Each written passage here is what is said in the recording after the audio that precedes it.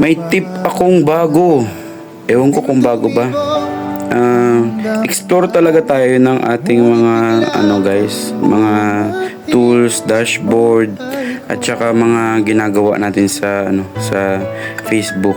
So, meron na palang matagal na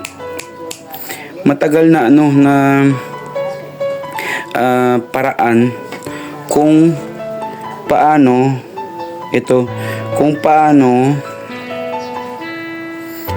guys, invite ng mga friends mo na i-follow yung mga friends mo din. Try nyo rin sa akin na ito. Nandito po ako kay Madel M. Bernal. Okay. Guys, ngayon ko lang to ha. Pero lahat kayong mga kaibigan ko, itry ko din na yung mga kaibigan ko automatic din mag-follow sa'yo ha. Ito. Try ko lang to. Ito si kapatid kong Madel M. Bernal na nagturo sa akin na matagal na pala ito. Ito guys, di ba sa timeline niya, pag search mo sa kanya, timeline niya, ito. Tignan niyo po yung profile settings niya. Pinindot ko lang yung 3 dots guys, ito. 3 dots. Tapos meron pa dito na pwede pala mo i-invite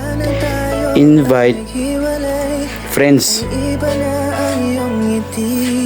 Ayan.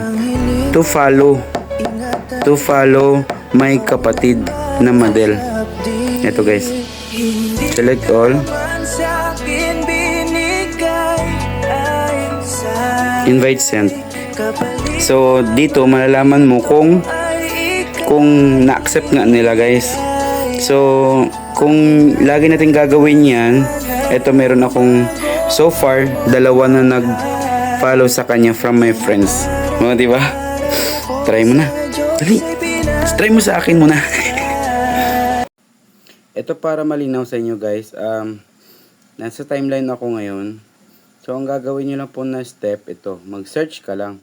So search mo po yung mga pangalan na gusto mong pinili ko po si Doc Franco. Okay. So ayan. 3 dots. Tapos invite friends. Meron din share profile. Ayan, may mga link din. So itong paraan pala ito, effective pala. Ayan. Invitation sent. Guys, malaking part na tulong ito para sa atin din. Ngayon ko lang din nalaman to eh. So, thank you so much ha. Gawin nyo din po para sa mga sinusuportahan nyo. Thank you.